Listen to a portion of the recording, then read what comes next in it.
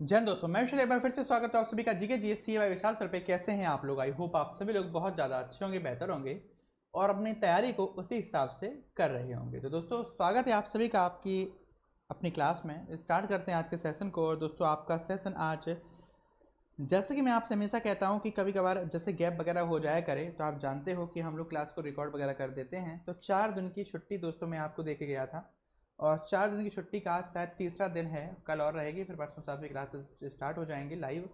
तो 13 से लेकर 16 तारीख तक दोस्तों आपका ये गैप था और 17 तारीख क्लास आपकी लाइव होगी। ठीक है, आपके अपकमिंग एग्जाम के लिए मैंने जो भी आपको डाटा कवर कराया है बहुत इंपॉर्टेंट दोस्तों कवर कराया है।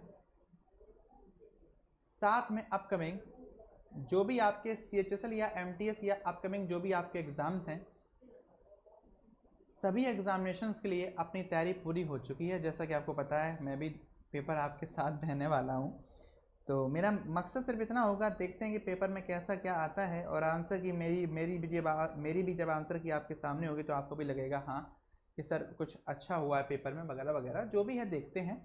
तो अभी मैं बस इतना कहूँगा कि 13 तारीख से 16 तारीख तक, अभी मैं इतना कहूँगा कि 13 तारीख से 16 तारीख तक जो आपको गैप है, ये गैप आपका रिकॉर्डेड है।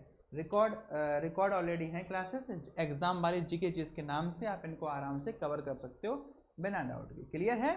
चलिए, मैं भगवान के दरबार में 13 से 16 तारीख हूँ इसलिए दोस्तों। ठीक है, चलिए स्टार्ट करते हैं आज के सेशन को। आपके सामने क्वेश्चन है, भूतड़ा एक प्रकार का दोस्तों डांस है।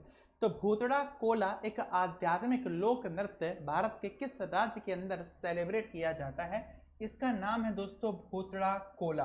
ऑप्शन आपके सामने है आंध्र प्रदेश, ऑप्शन है दोस्तों आपके सामने तमिलनाडु, ऑप्शन है केरला, ऑप्शन है आपका कर्नाटक। तो भूतड़ा कोला का संबंध आंध्र प्रदेश से तमिलनाडु से ना होकर आप लोग याद रखना दोस्तों कर्नाटक से भूतड़ा कोला का संबंध दोस्तों हो जाता है। इसमें क्या होता है, भूतड़ा कोला पर दोस्तों बहुत क्रिटिकल होता है। इसमें दोस्तों जो कोयला होता है, तो दोस्तों याद रखना गर्म कोयला, इसमें दोस्तों याद रखना गर्म कोयला जो होता है कोयले पर चलना होता है। कोयला को दोस्तों जलाया जाता है, जब कोयला दहकता है आपने देखा होगा कितना बहुत बुरी तरीके से आग पकड़ता है जब दहकता है, और उस पर लोगों को चलना होता है। यहाँ पर दोस्तों एक प्रकार की मान्यता है, ये प्रशिक्षित लोगों के द्वारा बिल्कुल ये जो दोस्तों चलना होता है वो कोई नॉर्मल इंसान नहीं चलता, वही इंसान चलता है दोस्तों जिसके पास इसका प्रशिक्षण होता है, मतलब जो चलना जानता हो, जिसके पास ऐसी कला हो। यह याद रखना दोस्तों एक प्रकार का वह जो व्यक्ति दोस्तों इस पर जो चलता है उसको अस्थाई देवता की मान्यता दे दी जाती है। अस्थाई देवता भगवान घोषित नहीं करते हैं लेकिन देवता घोषित करते हैं, वो भी दोस्तों अस्थाई तौर पर, जब तक कि वो डांस वगैरह होता है। कर्नाटक के अंदर किस राज्य में लोकसभा के सदस्यों की संख्या सबसे ज्यादा है? ऐसा भारत का दोस्तों कौन सा राज्य है जहां पर लोकसभा की सीटें सबसे ज्यादा हैं? लोकसभा और विधान परिषद दोनों की सीटें सबसे ज्यादा हैं। तो महाराष्ट्र होगा नहीं होगा, आंध्र प्रदेश होगा नहीं होगा, कर्नाटक होगा नहीं होगा, उत्तर प्रदेश क्वेश्चन का आंसर होगा दोस्तों। जब भी हम लोग बात करते हैं स्टेट की, जिसको हम लोग जानते हैं उत्तर प्रदेश के नाम से, किस नाम से जानते हैं? जब भी हम लोग बात करते हैं दोस्तों विधान परिषद की, तो सबसे पहले मैं आपको बता दूं दोस्तों यहाँ पर विधानसभा के बारे में। विधानसभा को इंग्लिश में क्या कहते हैं? लेजिस्लेचर के नाम से दोस्तों जानते हैं, कुछ भी कह सकते हो आप। अच्छा, किसके बारे में पूछी है आप? सदस्यों की संख्या कितनी होती है? किस राज्य में लोकसभा के सदस्यों की संख्या दोस्तों सबसे ज्यादा? अच्छा, लोकसभा के बारे में भी यहाँ पर क्या बोल गया, एक मिनट अपना, लोकसभा के बारे में। ठीक है, तो हम लोग बात करते हैं सबसे पहले आपकी लोकसभा के बारे में। सबसे पहले हम लोग बात करते हैं बेटा यहाँ पर लोकसभा के बारे में। लोकसभा में सीटों की संख्या कितनी है? याद रखना दोस्तों 80 सीटें हैं। यहाँ पर अगर आपसे पूछ दिया जाए दोस्तों राज्यसभा के बारे में, यहाँ पर दोस्तों राज्यसभा के बारे में, तो आंसर याद रखना दोस्तों 31 सीटें हैं। इसके नीचे अगर आपसे पूछ दिया जाए कि हो गया। अब यहाँ पर दोस्तों बात आती है आपकी विधानसभा की। जैसे संसद होती है राज्य देश की, ऐसी विधानसभा में कुल मिलाकर सीटों की संख्या याद रखें दोस्तों सबसे ज्यादा भारत के अंदर पहले 404 थी, वर्तमान में सीटों की संख्या 403 हो चुकी है। और यहीं पर आती है दोस्तों जिसको हम लोग कहते हैं विधान परिषद, यहीं पर आती है दोस्तों जिसको हम लोग कहते हैं विधान परिषद। और विधान परिषद में सीटों की संख्या दोस्तों याद रखनी है 100 सीटें हैं जो सबसे ज़्यादा हैं, 100 सीटें हैं सबसे ज़्यादा है। भारत के अंदर सबसे ज़्यादा विधानसभा में, सबसे ज़्यादा विधान परिषद में तो उत्तर प्रदेश आपको देखने के लिए मिलता है।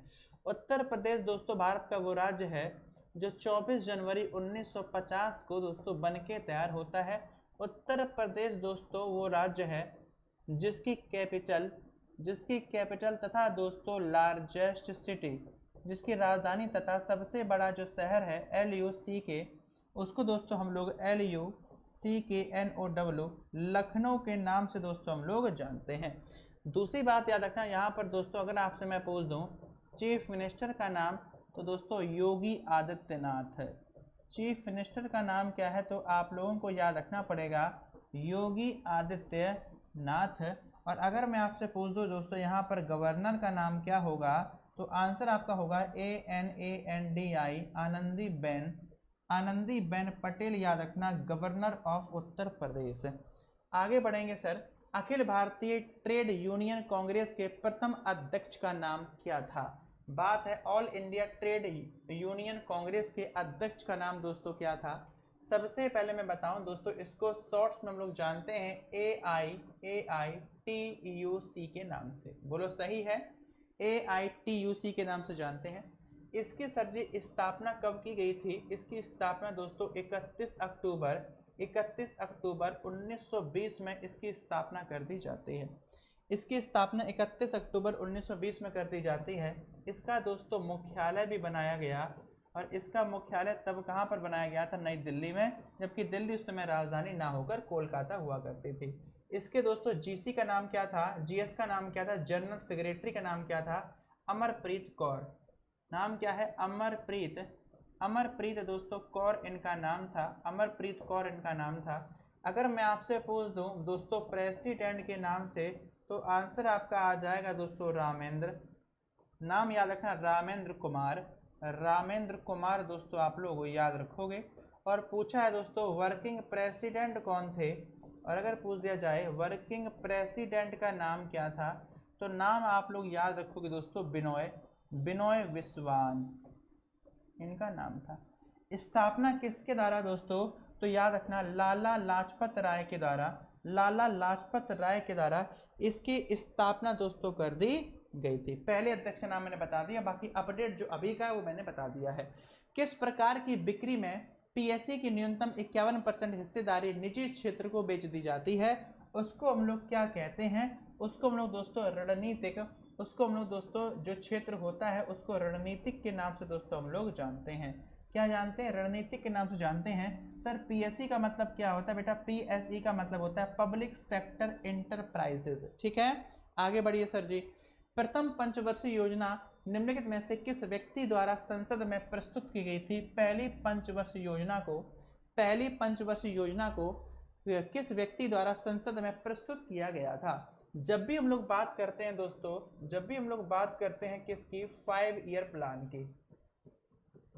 जब भी हम लोग बात करते हैं दोस्तों 5 ईयर प्लान की, तो हमेशा एक बात याद रखना, क्या कि दोस्तों जो 5 ईयर प्लान था ये 1951,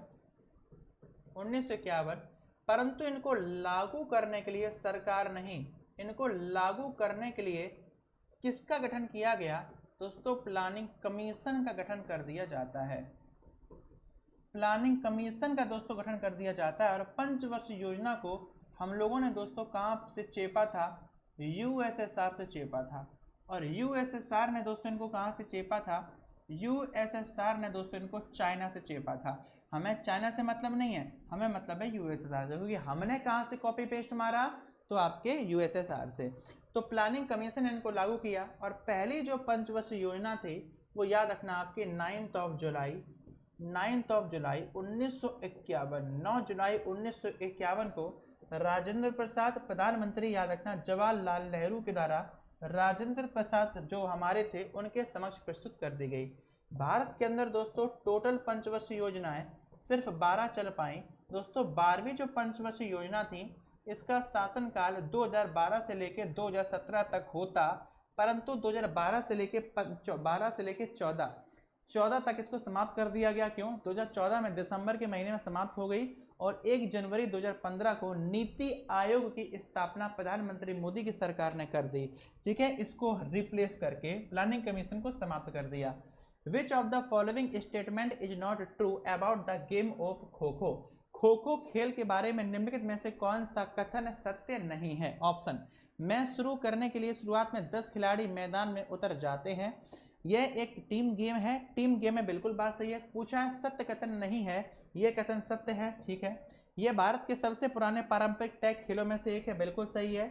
विपरीत टीम के 3 रक्षक पीछे करने वालों द्वारा छुए जाने से बचने की कोशिश करते हैं। बिल्कुल बात सही है।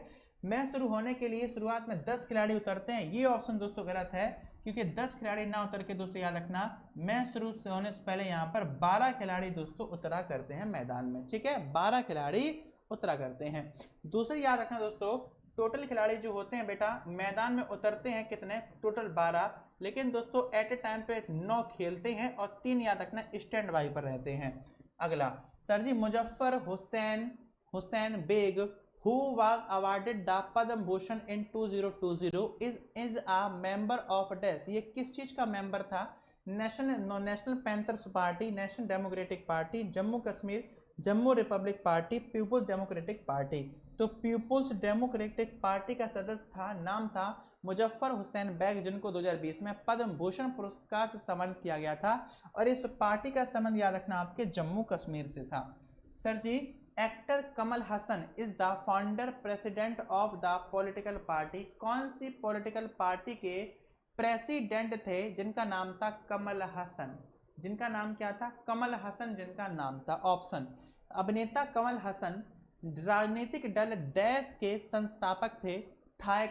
थायका मरुम लार्ची कजगम के, मरुम लार्ची थामी झाकम के, मक्कल निधि मय्यम के, या फिर धीराविड़ा थेलुगर मुनेत्र कलागम के।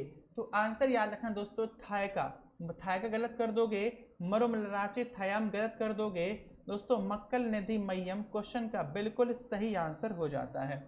सर जी, ट्यूमर के अध्ययन से संबंधित विज्ञान को क्या कहा जाता है? अगर आप ट्यूमर की बात करते हो लाइक अ कैंसर, तो जब भी हम लोग ट्यूमर की बात करते हैं और ट्यूमर के अध्ययन को हम लोग किस नाम से जानते हैं? अगर आप ट्यूमर के अध्ययन पे बात करोगे तो इसको हम लोग किस नाम से जानेंगे? ट्यूमर के अध्ययन को दोस्तों हम लोग क्या कहते हैं?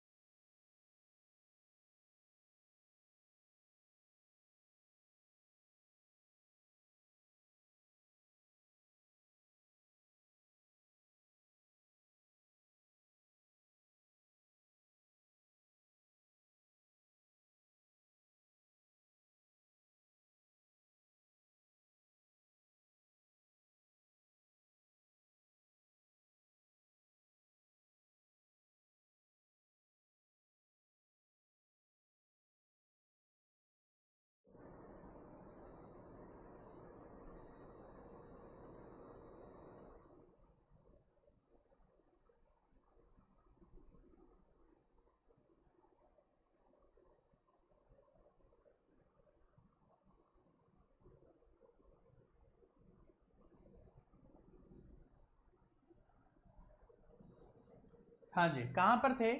ट्यूमर के अध्ययन से संबंधित है। कॉस्मोलॉजी नहीं, ऑन्कोलॉजी बिल्कुल, ऑरिन्थोलॉजी नहीं, ऑरिन्थोलॉजी नहीं। अब इन चारों को एक बार कवर कर लेते हैं। जब ऑन्कोलॉजी की बात आई, ऑन्को, तब ट्यूमर आ गया, लेकिन कॉस्मोलॉजी आ गया तो कॉस्मोस रॉस क्या है? रॉस कॉस्मोस क्या है? अंतरिक्ष एजेंसी किसकी? रशिया की। तो मार दो अंतरिक्ष। अंतरिक्ष का अध्ययन, ब्रह्मांड का अध्ययन कहलाता है कॉस्मोलॉजी। बात आती है ऑरिन्थोलॉजी। ऑरिन्थोलॉजी का संबंध होता है पक्षियों के अध्ययन से। ऑरिन्थोलॉजी ओडोंथोलॉजी, ओडोंथोलॉजी दांत जो हमारे होते हैं, दांत, इनके आसपास जो ऊतक होते हैं, उन टिश्यूज, ऊतकों को इंग्लिश में टिश्यूज कहते हैं, उन टिश्यूज का अध्ययन करने के विज्ञान को हम लोग ओडोंथोलॉजी के नाम से जानते हैं। ओडोंथो। स्वतंत्रता पूर्व भारत में, स्वतंत्रता पूर्व भारत में दादाभाई नौरोजी की अवधारणा पर चर्चा करने वाले पहले व्यक्ति का नाम डैश था। स्वतंत्रता पूर्व भारत में दादाभाई नौरोजी डैश की अवधारणा पर चर्चा करने वाले पहले व्यक्ति थे। किसकी बात इन्होंने की थी दोस्तों, मैंने रटवाया है आपको। 1901 में दोस्तों एक पुस्तक के तहत दादाभाई नौरोजी ने, दोस्तों याद रखें, बेरिड लाइन पे, लिविंग लाइन पे, सब्सटेंस लाइन पे या पॉवर्टी लाइन पर, बेटा इन्होंने पॉवर्टी लाइन पर क्या कही थी, बात कही थी।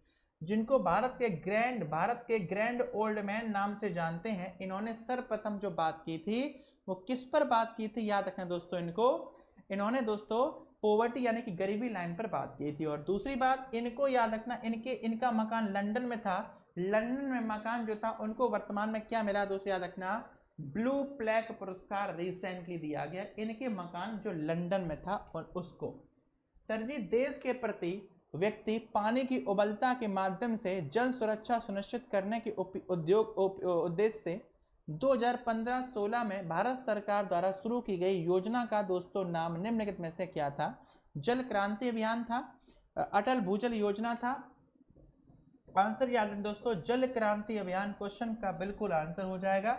जल क्रांति अभियान बेटा जो अभियान था, जल क्रांति अभियान वो अभियान था जो 5 जून 2015 में दोस्तों संपूर्ण देश के अंदर शुरू हो गया था।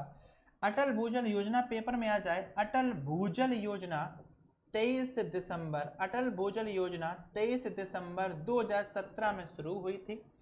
पोलावर्मन योजना दोस्तों याद रखना डैम से रिलेटेड है, रिलेटेड टू आंध्र प्रदेश। शुरुआत दोस्तों 1978 में, शुरुआत याद रखना 1978 में। नमामि गंगे कार्यक्रम 2014 में दोस्तों शुरू कर दिया गया था। Sir ji, a policy which involves fixing the maximum size of land which could be owned by an individual is called dash. एक नीति जिसमें किसी व्यक्ति के स्वामित्व वाली भूमि का अधिकतम आकार तय करना शामिल है, उसे डैश कहा जाता है। उसको याद रखना हम लोग दोस्तों लैंड सीलिंग एक्ट के नाम से, हाँ, लैंड सीलिंग एक्ट के नाम से जानते हैं। सर जी, यहाँ दिखाया गया चित्र डैश पार्टी का है। किस पार्टी का दोस्तों ये चिन्ह है जो वर्तमान में बहुत ज़्यादा न्यूज में है, याद रखना। इसका संबंध आपके दोस्तों जनता दल से है। इसका संबंध समाजवादी पार्टी की जो साइकिल है, तो याद रखना जनता दल का संबंध आपके सामने है। इस पार्टी की दोस्तों स्थापना 30 अक्टूबर 2003 को की गई थी। इस पार्टी के दोस्तों जो अध्यक्ष हैं, इस पार्टी के जो अध्यक्ष हैं उनका नाम बेटा आपको याद रखना है, नीतीश कुमार उनका नाम है। पेपर में कह दिया जाए, भारत के किस राज्य की सीमा उत्तर में भूटान और अरुणाचल प्रदेश से, पूर्व में नागालैंड मणिपुर से, दक्षिण में मेघालय त्रिपुरा से, मिजोरम और दक्षिण में मेघालय त्रिपुरा मिजोरम बांग्लादेश और पश्चिम में पश्चिम बंगाल से मिलती है।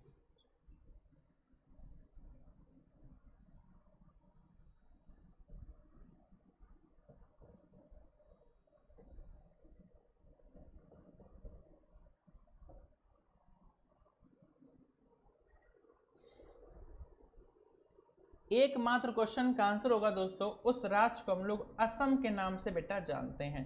उस राज्य को हम लोग असम के नाम से जानते हैं। इतनी बात सबको समझ में आई।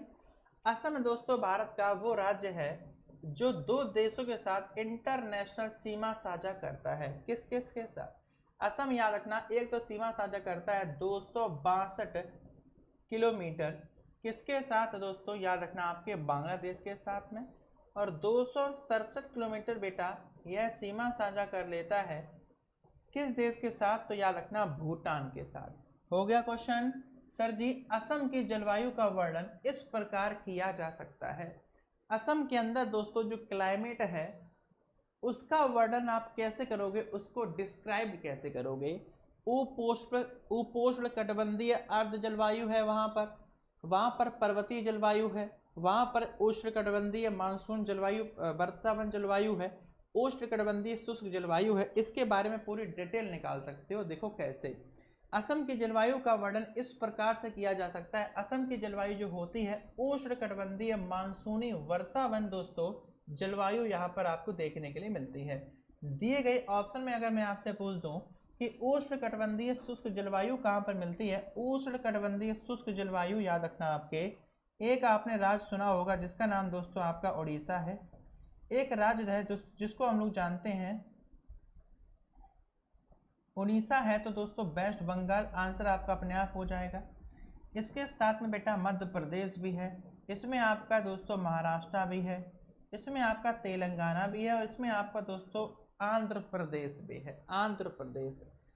पर्वतीय जलवायु दोस्तों कहाँ, पर्वतीय क्षेत्रों ठंडे क्षेत्रों में, तो आंसर पहला तो हो गया आपका जम्मू कश्मीर, हिमाचल प्रदेश, उत्तराखंड, कौन सा उत्तराखंड। और देखो उपोष्ण कटिबंधीय, उपोष्ण में याद रखना दोस्तों तो आपका उत्तर प्रदेश है, एक दोस्तों आपको यहाँ पर बिहार है, एक दोस्तों यहाँ पर आपका झारखंड है, एक याद रखना दोस्तों आपका यहाँ पर छत्तीसगढ़ है। ठीक है, ये याद रखना, ये आपके हैं। अगला है 65वें फिल्म फेयर पुरस्कार में फिल्म गली बॉयज ने निम्नलिखित में से किस श्रेणी में पुरस्कार नहीं जीता। दोस्तों याद रखना मेल बेस्ट प्लेबैक सिंगर में खिताब नहीं जीता, बाकी इन तीनों कैटेगरी में दोस्तों पुरस्कार जीता था। ठीक है, इसमें वो है आपका दीपिका पादुकोण के हस्बैंड साहब। Sir ji which movie won the best film award at the 68th Ranbir Kapoor, ठीक है, 68th Hyundai filmfare award, 68वें हुंडई फिल्म फेयर पुरस्कारों में किस फिल्म ने सर्वश्रेष्ठ फिल्म का पुरस्कार जीता था। तो बधाई हो ने जीता था, गंगूबाई काठियावाड़ी दोस्तों आप लोग याद रखोगे, यहाँ से आपके पेपर में क्वेश्चन पूछेगा, यहाँ पर याद रखना दोस्तों आपके पेपर में बहुत अच्छी तरीके से क्वेश्चन पूछेगा। अच्छा हाँ, कौन कौन से, अब जो क्वेश्चन पूछेगा वो ध्यान रखना। तो क्वेश्चन आपका होगा, सबसे बड़ी बात इस हुंडई में दोस्तों याद रखना, सबसे पहला क्वेश्चन बेस्ट फिल्म का खिताब किसको दिया गया। यहीं पर दूसरा क्वेश्चन आपसे पूछेगा दोस्तों कि बेस्ट एक्टर का खिताब किसको दिया गया, एक्टर मतलब मेल। और अगर पूछ दिया जाए बेस्ट एक्ट्रेस, इंग्लिश पढ़ी होगी तो पता होगा, बेस्ट एक्ट्रेस का मतलब होता है महिला में। उसके बाद दोस्तों अगला क्वेश्चन होता है किसी भी फिल्म पुरस्कारों में बेस्ट डायरेक्टर निर्देशक, ठीक है, बेस्ट निर्देशक और किस मूवी में बेस्ट निर्देशक किया उस मूवी का नाम। साथ में दोस्तों लाइफ टाइम एकमात्र पुरस्कार मिलता है जिसको कहा जाता है life time achievement, ACHIEVEMENT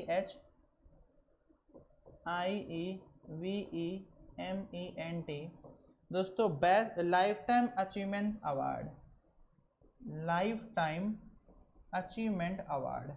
clear हो गया। हाँ सर, अब आ जाओ मुद्दे पर।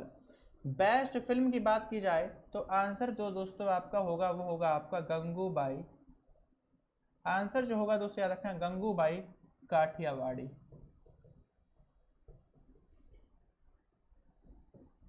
बेस्ट एक्टर खिताब याद रखना दोस्तों ये मिला है राजकुमार, ये मिला है राजकुमार राव को।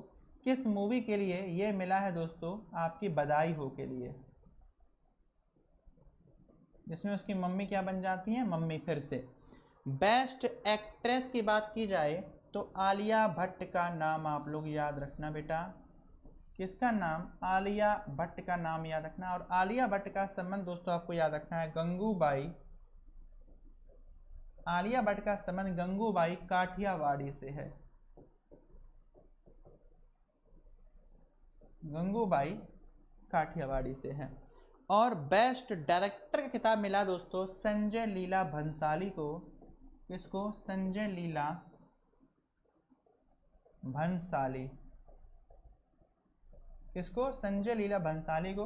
किस मूवी के लिए, तो याद रखना गंगूबाई, गंगूबाई, गंगूबाई काठियावाड़ी, गंगूबाई काठियावाड़ी के लिए। लाइफ टाइम अचीवमेंट पुरस्कार मिला दोस्तों प्रेम चोपड़ा को। किसको? प्रेम चोपड़ा। ठीक है, लाइफ टाइम अचीवमेंट पुरस्कार मिला था प्रेम चोपड़ा को। तो best film Gangubai Kathiawadi, best actress Rajkummar Rao Badhaai Ho movie, best actress Alia Bhatt को जो गंगूबाई काठियावाड़ी में मेन रोल निभाया है, बेस्ट डायरेक्टर खिताब संजय लीला बंसाली को मिला और लाइफ टाइम अचीवमेंट पुरस्कार प्रेम चोपड़ा को दोस्तों दिया जाता है। सर जी, डैश बांस और लौकी का उपयोग करके बनाया गया एक एकल तार वाला संगीत वाद्यंत्र है, उसको एक तारा के नाम से हम लोग दोस्तों जानते हैं। किस नाम से? एक तारा के नाम से जानते हैं। भारत के अंदर इसको यूज करने वाला राज्य कौन सा है? भारत के अंदर इसको यूज करने वाला, एक तारा का यूज करने वाला दोस्तों राज्य महाराष्ट्र है। इसको बनाया जाता है बांस और लौकी की सहायता से। अगला, one of the main reason for the defeat of Nawab Sirajuddaulah in the Battle of Plassey was that the forces led by Dash, one of its commanders, never fought the battle। क्योंकि एक ऐसा शासक था दोस्तों जिसने कभी भी लड़ाई ही नहीं लड़ी थी, इसलिए वो क्या हो गया था? हार गया था नवाजुद्दौला प्लासी के युद्ध में। देखो, प्लासी की लड़ाई में नवाब सिराजुद्दौला की हार का एक मुख्य कारण यह था कि उनके एक कमांडर डैश के नेतृत्व वाली सेना ने कभी युद्ध ही नहीं लड़ा था। तो कैसे जीत पाओगे आप? ऑप्शन में है दोस्तों ऑप्शन में है महाबाद खान, मीर जाफर, मीर खलीफा, मीर जुमला सेकंड। दोस्तों हम लोगों ने हमेशा नाम सुना है मीर जफर का, तो क्वेश्चन का आंसर बेटा मीर जफर बिल्कुल सही हो जाएगा। बैटल ऑफ हम लोग दोस्तों प्लासी की जब बात करते हैं, जब हम लोग बात करते हैं बेटा बैटल ऑफ प्लासी की, बैटल ऑफ प्लासी की, तो बैटल ऑफ प्लासी जो हुआ था वह दोस्तों याद रखना 23 जून 1757 को बेटा हुआ था। कहाँ हुआ था? नदी याद रखना, बहुत बार बेटा नदी बहुत बार पूछी जाती है। किस नदी के किनारे हुआ था? तो नदी याद रखना आपकी दोस्तों भागीरथी नदी के किनारे। किस नदी किनारे हुआ था? भागीरथी नदी के किनारे। किसके मध्य हुआ था? तो याद रखना ये हुआ था सिराजुद्दौला। किसके मध्य हुआ था? तो याद रखना दोस्तों सिराजुद्दौला वर्सेस याद रखना दोस्तों सिराजुद्दौला उस समय दोस्तों क्या था? बंगाल का नवाब था। वर्सेस में याद रखना ब्रिटिश ईस्ट इंडिया कंपनी का नेतृत्व किया था रॉबर्ट क्लाइव के द्वारा। किसने किया था? रॉबर्ट क्लाइव के द्वारा किया गया था। इसमें जीता कौन था? रॉबर्ट क्लाइव जीत गया था, सिराजुद्दौला हार गया था, क्योंकि सिराजुद्दौला का युद्ध जो लड़ रहा था एक ऐसी सेना युद्ध लड़ रही थी जिसका नेतृत्व किया था मीर जाफर ने, और मीर जाफर की सेना ने कभी भी युद्ध लड़ा ही नहीं था, इसीलिए दोस्तों ये हार गया था। जब ये हार गया था तो मीर जाफर को पकड़ लिया गया। क्या कर लिया गया दोस्तों? मीर जाफर को पकड़ लिया गया और मीर जाफर को दोस्तों क्या बना दिया गया? कठपुतली शासक बनाया गया था। इसको याद रखना दोस्तों, कठपुतली। ठीक है, इसको कठपुतली शासक किसने बनाया? तो याद रखना अंग्रेजों ने इनको पकड़कर कठपुतली शासक दोस्तों बना दिया गया था। ठीक है, और दूसरी बात याद रखना, लेकिन वह दोस्तों खुद को शासक प्रसिद्ध ही नहीं कर पाया क्योंकि वह इस कैटेगरी का था ही नहीं। फिर क्या हुआ? मीर जाफर को दोस्तों शासक के पद से हटाया गया। इसको शासक के पद से दोस्तों हटाया गया और दोस्तों ध्यान रखना हटाया गया और दोस्तों उसके बाद नया शासक बनाया गया। किसी को नया शासक बनाया किसको गया था? तो याद रखना दोस्तों नया शासक बनाया गया था मीर कासिम को। किसको? मीर कासिम को नया शासक बनाया गया।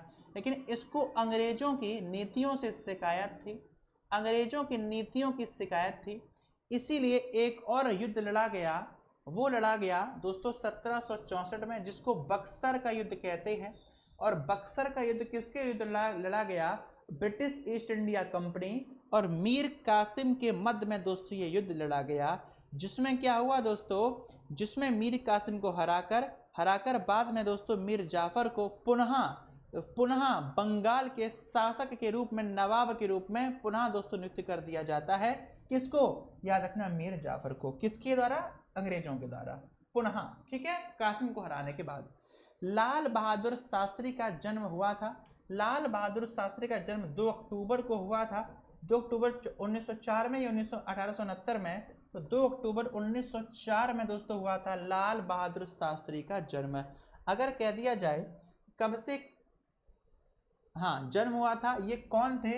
याद रखना दोस्तों, भारत के सेकंड प्राइम, भारत के दोस्तों जवाहरलाल नेहरू के बाद द्वितीय प्रधानमंत्री थे। इनका कार्यकाल बेटा स्टार्ट होता है 9 जून 1964 से। इनका कार्यकाल चलता है 11 जनवरी 1966 से। सिर्फ और सिर्फ दोस्तों याद रखना 2 वर्ष के लिए। इन्होंने क्या किया था? इन्होंने याद रखना भारत पाकिस्तान युद्ध, इन्होंने दोस्तों भारत पाकिस्तान युद्ध 1965 इन्हीं के शासनकाल में हुआ।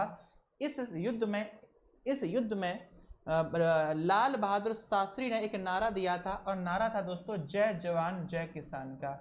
किसका नारा बेटा दिया था? जय जवान और दोस्तों जय किसान। तो जय जवान जय किसान का जो नारा था दोस्तों भारत पाक युद्ध 1965 में इन्हीं के द्वारा दिया गया था। इनकी दोस्तों डेथ हो गई, और 1966 में इनको मरणोपरांत डेथ हो गई थी। ध्यान रखना, इनको मरणोपरांत दोस्तों भारत रत्न, इनको मरणोपरांत भारत रत्न से सम्मानित कर दिया गया था। ठीक है, ऐसे क्वेश्चन को याद रखोगे। आगे सर जी बढ़िए, और याद रखना 2 अक्टूबर 1859 को क्या हुआ था? 2 अक्टूबर 1859 को याद रखना दोस्तों महात्मा गांधी का जन्म हुआ था। कहाँ पर? गुजरात के पोरबंदर में। सर जी डैश ठोस मजबूत कूलामिक बलों से बंधे धनायनों और आयनों की त्रिआयामी व्यवस्था से बनते हैं। संयोजक बनते हैं, आयनिक बनते हैं, धात्विक बनते हैं, आणविक बनते हैं। तो याद रखना दोस्तों क्वेश्चन का आंसर हो जाएगा आयनिक बनते हैं। आयनिक ठोस मजबूत कूलामिक बलों से बंधे धनायनों और आयनों की त्रिआयामी व्यवस्था से बना करते हैं। सर जी सी राजगोपालाचारी के बारे में निम्नलिखित में से कौन सा कथन ऐसा है जो सत्य नहीं है? किसके बारे में? सी राजगोपालाचारी। ऑप्शन देखो, वे भारत के गवर्नर जनरल बनने वाले पहले भारतीय थे। वह स्वतंत्र पार्टी के संस्थापक थे। वह कांग्रेस के वरिष्ठ नेता थे। वह पद्मश्री पुरस्कार के पहले प्राप्तकर्ता थे। वह पद्मश्री पुरस्कार के पहले प्राप्तकर्ता थे। ये ऑप्शन पूरी तरीके से दोस्तों गलत है। ये 3 ऑप्शन सही हैं कि भारत के गवर्नर जनरल बनने वाले वो पहले भारतीय थे, वह स्वतंत्र पार्टी के संस्थापक थे, सही है। वे कांग्रेस के वरिष्ठ नेता थे, बिल्कुल सही है। लेकिन दोस्तों ये क्वेश्चन आपका गलत है। सी राजगोपालाचारी भारत के गवर्नर जनरल बनने वाले प्रथम भारतीय, अंग्रेजों की नहीं बात हो रही है, प्रथम गवर्नर जनरल तो ये नहीं थे, लेकिन प्रथम भारतीय गवर्नर जनरल थे, और अंतिम भी यही थे। इनके बाद किसी भारतीय को चुना ही नहीं गया था। बहुत इंपॉर्टेंट क्वेश्चन है। सी राजगोपालाचारी ऐसे व्यक्ति थे जो भारत के गवर्नर जनरल बनने वाले पहले भारतीय और अंतिम भारतीय भी थे। दूसरी बात बताइए सर, दूसरी बात याद रखना दोस्तों, दूसरी बात याद रखना, अगर आपसे कहा जाए पद्मश्री पुरस्कार वाले पहले प्राप्तकर्ता, तो ये नहीं थे, तो कौन था? 1957 में दोस्तों याद रखना एक हॉकी के खिलाड़ी थे, एक दोस्तों हॉकी के खिलाड़ी थे, उनका नाम था बलवीर सिंह। उनका नाम था बेटा, उनका नाम था दोस्तों बलवीर सिंह दोझांस, वो पहले व्यक्ति थे। सी राजगोपालाचारी दोस्तों याद रखना पहले राज्यपाल भी बने थे, फर्स्ट गवर्नर ऑफ याद रखना दोस्तों वेस्ट बंगाल। सेकंड याद रखना, second chief minister of Madras presidency. दूसरी बात याद रखना दोस्तों, मद्रास स्टेट लिखना, यहाँ पर मद्रास स्टेट, ठीक है, सेकंड। फिर 8th चीफ मिनिस्टर ऑफ फिर बन गई थी दोस्तों मद्रास स्टेट की जगह पर प्रेसिडेंसी। तो फिर याद रखना दोस्तों ये 8वें मुख्यमंत्री बने थे मद्रास प्रेसिडेंसी के। सर जी तापमान में कमी के साथ तरल पदार्थों में गैसों की घुलनशीलता कैसी होती है? तापमान जैसे ही कम हुआ वैसे ही दोस्तों तरल पदार्थों में गैसों की घुलनशीलता क्या हो जाती है दोस्तों? बढ़ जाया करती है। ठीक है, अगला देखो सर जी डैश को ऊष्मा तरंगों के रूप में भी जाना जाता है, एक्सरे, गामा किरणें, प्रकाश तरंगें या फिर दोस्तों इंफ्रारेड तरंगें। तो बेटा क्वेश्चन का आंसर याद रखना, इंफ्रारेड तरंगें जिनको अवरक्त किरणों के नाम से जानते हैं को ऊष्मा तरंगों के रूप में भी जाना जाता है। तो ऊष्मा तरंगें पेपर में आ जाएं, इंफ्रारेड तरंगें पेपर में आ जाएं, अवरक्त तरंगें पेपर में आ जाएं, तीनों को ऊष्मा तरंगों के नाम से भी दोस्तों जाना जाता है।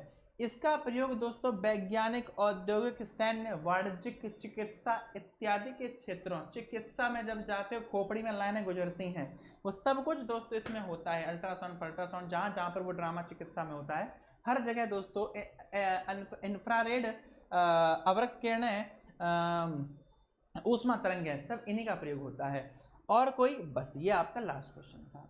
इस प्रकार से आज वाली क्लास, ये वाला सेशन दोस्तों बहुत छोटा रहा होगा, शायद 35 मिनट की क्लास आपकी हुई है आज। ये वाली कितने मिनट की, हाँ 35 मिनट की, 36 हो गए हैं, 36 मिनट की दोस्तों ये आपकी क्लास हुई है। तो इसके लिए तो थोड़ा सा मैं माफ़ी चाहूँगा। इस क्लास के लिए जो 36 मिनट की दोस्तों आपकी हुई है, ये आपका कुल मिला के टॉपिक है, ठीक है। दूसरी बात मैं आपको बताना चाहता हूँ दोस्तों, 2-4 मिनट इस क्लास में मैं बात करूँगा आपसे आपके टॉपिक्स पर। देखो क्यों, इस क्लास ये छोटे से क्वेश्चन थे इसलिए मैं कुछ टॉपिक पर आप लोगों से बात करना चाहूँगा। टॉपिक दोस्तों कुछ इस प्रकार से है, मैं आप सभी लोगों से एक छोटी सी बात कहूँगा कि बेटा अभी आगामी वाले जो एग्ज़ाम है एसएससी सीएचएसएल, और दोस्तों एक आपका पेपर है जिसको आप लोग फेज 12 के नाम से जानते हो। ये क्लास जब मैं रिकॉर्ड कर रहा हूँ तो आज की डेट क्या है दोस्तों, ये 9 तारीख को मैं इस क्लास को रिकॉर्ड कर रहा हूँ आप लोगों के लिए, और 7 जून को बेटा पेपर हुआ है। मेरी बात बिल्कुल ध्यान से सुनना बेटा, 7 जून को पेपर ऑलरेडी हो चुका है, 7 जून को, 7 जून को बेटा एग्ज़ाम हो चुका है। किस चीज़ का, एसएससी जेई का। ये 2024 में एसएससी का पहला पेपर है। जब से मैंने अपना चैनल शुरू किया है तब से एसएससी का ये पहला पेपर है। जब से मैंने अपना चैनल बेटा स्टार्ट किया है, ये डेट थी आपकी 26 नवंबर 2023, 26 नवंबर 2023 से दोस्तों मैंने स्टार्ट किया। इसके बाद जितने भी एग्जामिनेशंस हुए हैं भारत का बेटा, चाहे कोई भी एग्ज़ाम ले लो, भारत का चाहे कोई भी एग्ज़ाम ले लो, ठीक है, कोई भी एग्ज़ाम आप सिर्फ नाम लो, बस एक शर्त पर बेटा, जिसके अंदर जीके जीएस आती हो, जिसके अंदर जीके जीएस सीए दोस्तों आती हो, चाहे वो एग्ज़ाम कोई भी हो, जीडी हो, जहाँ तक कि सीयूईटी ले लो आप लोग, कौन सा एग्ज़ाम, सीयूईटी ले लो दोस्तों, ये एग्ज़ाम ले लो। सीयूईटी में याद रखना दोस्तों 25 क्वेश्चन पूछे गए थे बेटा, कितने क्वेश्चन, 25 क्वेश्चन। सीयूईटी अपना सेक्टर भी नहीं है फिर भी 25 क्वेश्चन सीयूईटी में पूछे गए थे, और अपने क्लास से कितने फंसे थे, तो बेटा 25 में से 25। कब फंसे थे सर, स्क्रीनशॉट सेशन किया था, बिल्कुल इसी चैनल पर जाओ, वीडियो के सेक्शन में, वहाँ पर देखना जाके, ब्लू कलर से लिखा होगा यूट्यूब रिकॉर्ड, वो वाला सेशन देखो जाके। 25 में से 25 क्वेश्चन के स्क्रीनशॉट आपको मिलेंगे। ये मुंह वाली बात नहीं है, दो बातें होती हैं, मुंह से कुछ और बोल दिया, दिखा कुछ और दिया, तो मुंह से जो बोला है वही आप स्क्रीन पर देख सकते हो जाकर। फिर दोस्तों एग्जाम में क्या कह रहा हूँ, एनडीए का हुआ है, सीडीएस का हुआ है, यूपी ट्रिपल पैट का हुआ है, एसएससी जीडी का हुआ है, जितने एग्ज़ाम आपके हुए हैं, यूपी की बात कर रहा हूँ, यूपी पुलिस, जो बच्चे बुरी तरीके से पढ़ने में लगे पड़े हैं ना, कोई यूपी जीके में घुसा पड़ा हुआ है, कोई मैराथन कवर कर रहा है, तुम देखना पिछली बार भी ये फेल थे और अब की बार भी ये फेल होंगे जब एग्ज़ाम होगा तब। क्यों, क्योंकि दोस्तों पिछली बार जो एग्ज़ाम हुआ था भाई साहब, कम से कम ये बताओ 4 शिफ्ट के एग्ज़ाम तो हुए हैं, कम से कम हो तो चुके थे ना। पेपर लीक की बात तो बाद में आई, आ तो पहले गई थी, लेकिन पेपर तो 4 हुए हैं ना दोस्तों। कितने ऐसे बच्चे हैं जिन्होंने अपनी पढ़ाई करके अपने पेपर को मिलाया और ये कहा कि ये एग्ज़ाम में आया था और ये मुझे टीचर्स ने पढ़ाया है, या इम्पोर्टेंट नोट्स जो हमें बांटे गए हैं उनमें से क्वेश्चन मेरे कितने फंसे हैं। किसी भी बच्चे ने पेपर मिलाया, किसी ने नहीं मिलाया, सब दोबारा उसी रेस में, सब खुश हो गए कि अब तो दोबारा होगा, मतलब पहले ये फेल थे, दूसरी बार फिर से फेल होंगे। क्यों, क्योंकि बेटा ये फिर से आउट ऑफ एग्ज़ाम है, फिर से आउट ऑफ एग्ज़ाम है। अब आप मेरी बात करोगे सर हम लोगों का क्या परफॉर्मेंस था, मुद्दे की बात करूंगा, फालतू नहीं। 37 क्वेश्चन पेपर में आते हैं जीके जीएस के, मैंने एक शिफ्ट का एनालिसिस किया है और आंसर की आपको दिखाई है। क्या आंसर की दिखाई है आप लोगों को स्क्रीनशॉट के साथ। 37 में से याद रखना दोस्तों, पहले शिफ्ट में 34 क्वेश्चन क्लास से दिखाए हैं, मैं ये कर चुका हूं।